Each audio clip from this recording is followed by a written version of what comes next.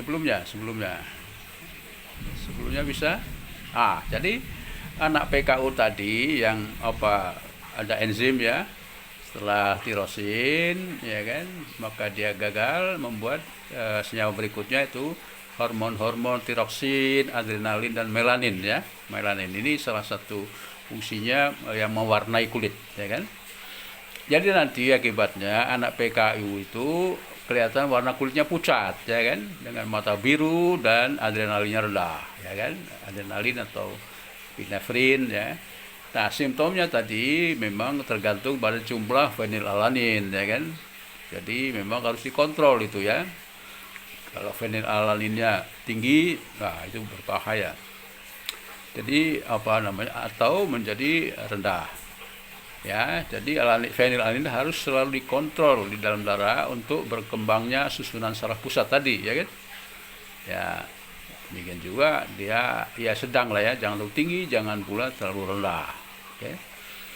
Jadi perempuan dengan PKU ya ini harus diet yang yang hamil ya, karena bila tidak diet dan punya anak maka anaknya akan mengalami kelainan mental, ya kan? Jadi pasien PKU ini ya tidak boleh mengkonsumsi pemanis seperti aspartam, karena aspartam itu mengandungi asam aspartat dan fenilalanin ya. Jadi semakin tinggi malahan ya kan, semakin parah. Next. Ya, ini kemarin diulangi lagi ya. Jadi bahan bakunya istilahnya sebelah kiri L-fenilalanin ya kan.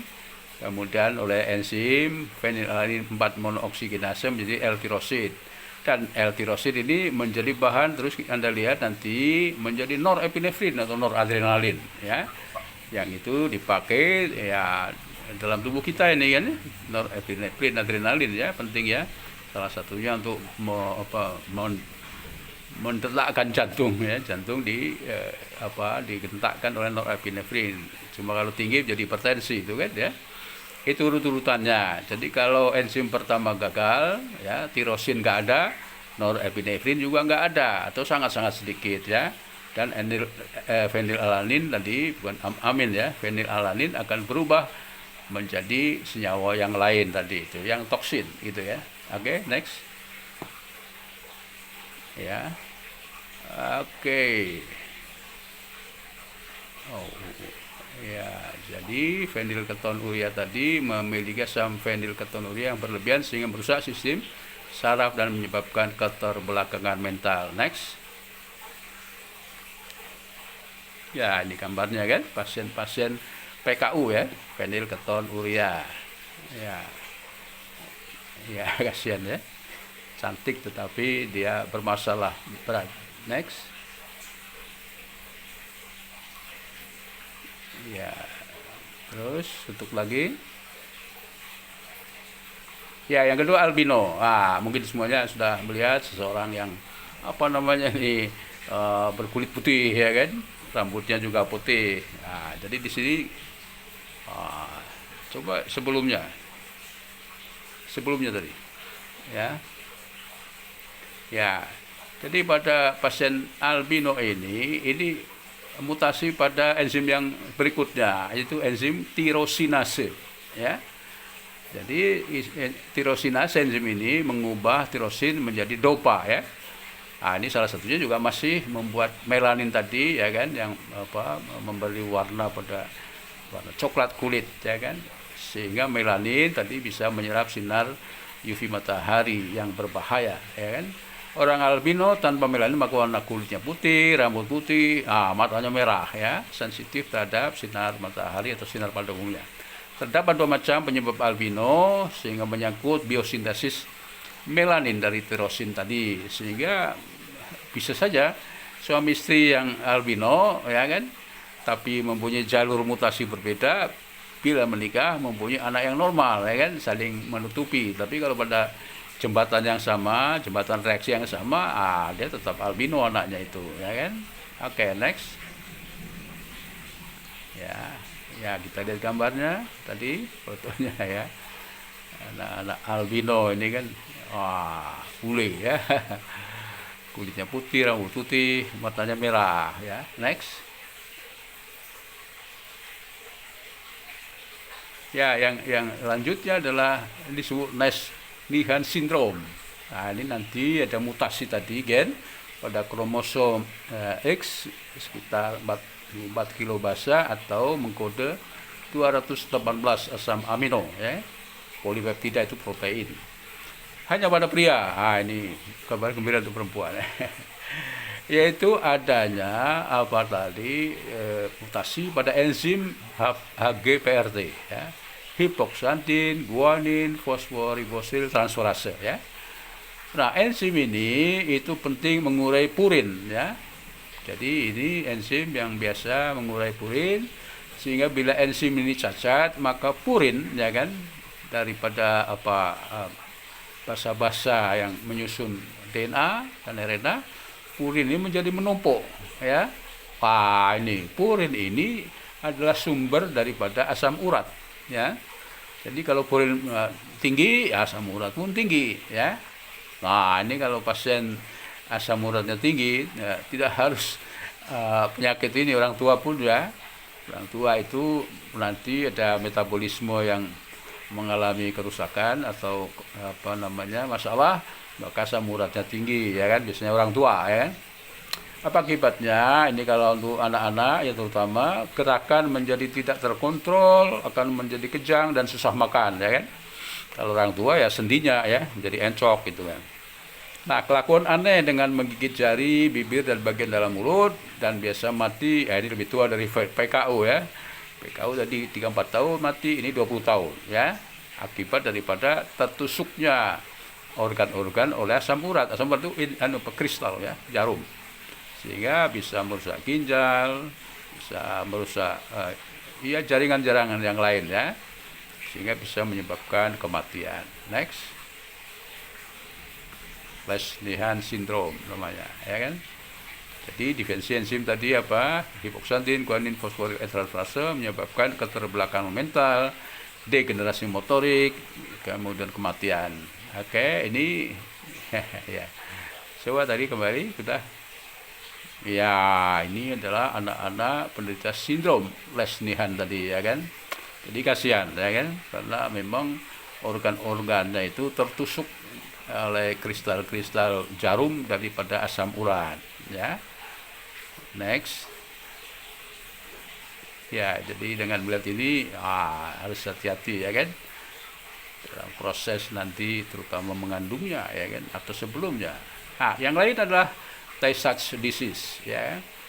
Ini apa? Ini gen bermutasi pada yang mengkode enzim pada lisosom, misalnya pada N-acetyl hexosa minimidase ya. Ini di dalam otak ini. Jadi dia mengurai N-acetyl glikosamin dari gugus gangliosida terminal ya kan. Ini pada gangliosida otak ya kan. Jadi ini yang bekerja pada otak menyebabkan banyak simptom ya kan. Misalnya tidak peka terhadap suara ya, budek gitu ya. Pada mata juga ya. Spot pada retina menjadi salah satu tanda. Kemudian tentu saja kontrol otak ya menjadi masalah ya. Jadi kehilangan kontrol otak dan juga aktivitasnya, sehingga ini sudah lumpuh, buta dan tuli perlahan-lahan dan susah makan, cepat meninggal ya.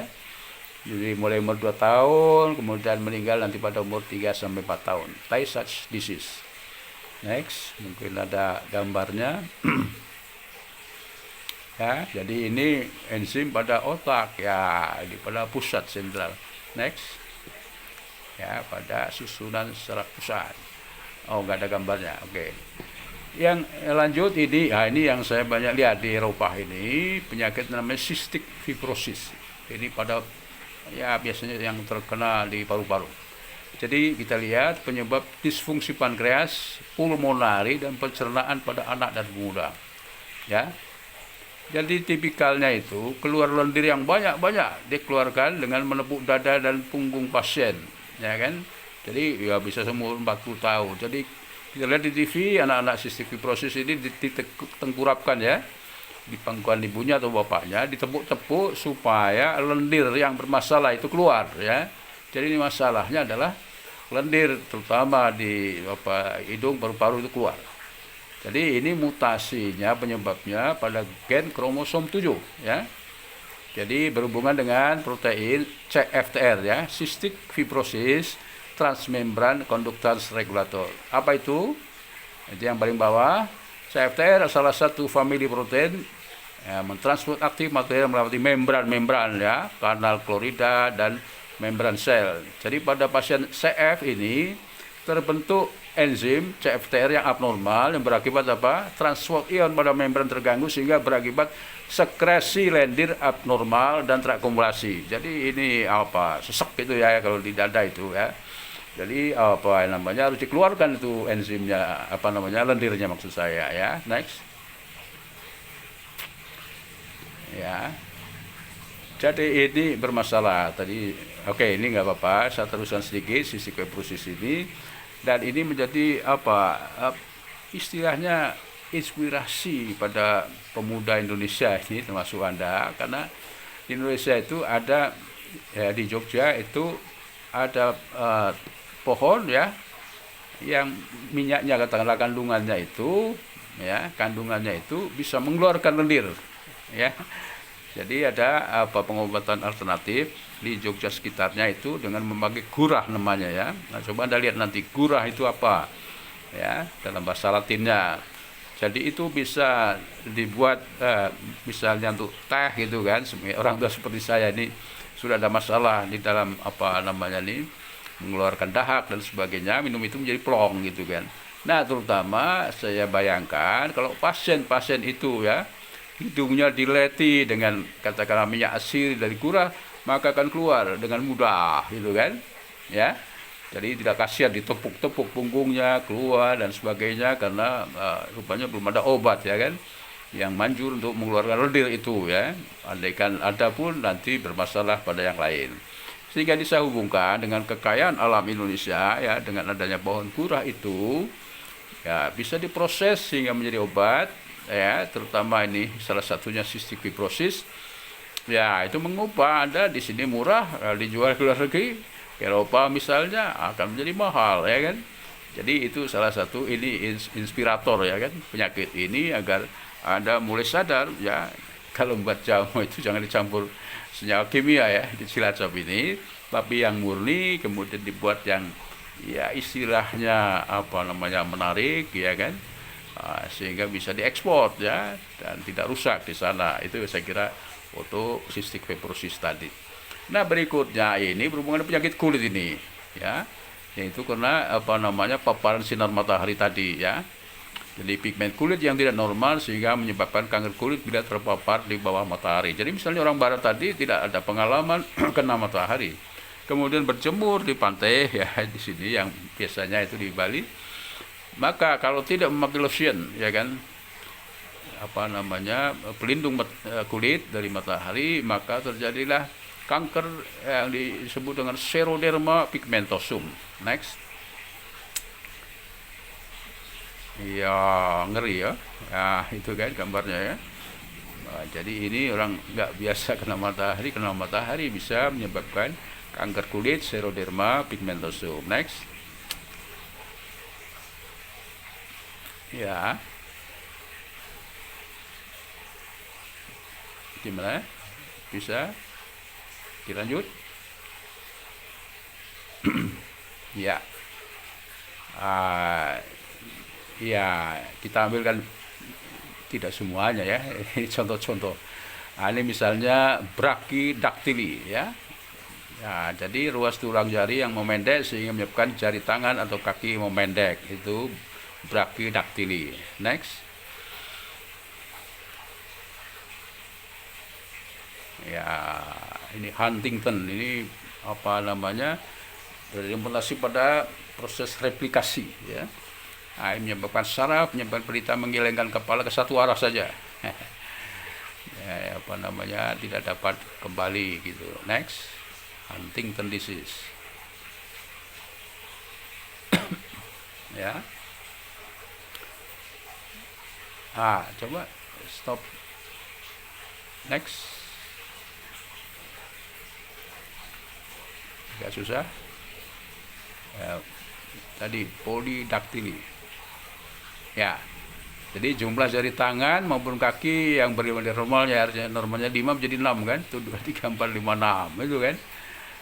Ini malah ada orang yang senang, jadi nggak dioperasi, malah dibiarkan saja karena kepercayaan ya, orang Tionghoa itu mendatangkan rezeki. Polidaktili. Oke, next. Progeria. Ini biasanya kena sinar radioaktif, misalnya saja, ya kan, terjadi penuaan diri. Anda lihat tuh kan, ya umur 34 tahun, tetapi seperti orang umur 80 tahun atau 70 tahun lebih ya. Progeria, ya. Jadi banyak gen yang terkena, ya kan, mutasi. Next. Ya, ini ichthyosis, ini kulit nih. Defisiensi enzim sulfatase ya, satu steroid menyebabkan kulit jadi kering, tampak bersisik seperti ikan ya, khususnya pada lengan dan kaki. Next. Mengerikan ini. Ya, ichthyosis. Next.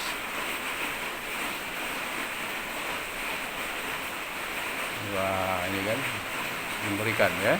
Next. Oke, hemofilia ini berhubungan dengan masalah darah ya. Kelainan genetik pada darah, adanya kekurangan faktor pembeku darah ya. Ya, penderita akan mengalami perdarahan yang sulit berhenti, lebam, nyeri sendi dan otot akibat perdarahan yang terjadi. Ya. Penyakit diturunkan melalui kromosom X secara resesif. Ya kan? Karenanya tak mengherankan bila penyakit itu lebih sering diderita oleh anak laki-laki. Kalaupun ada anak wanita yang terkena, ada masalah. Iya.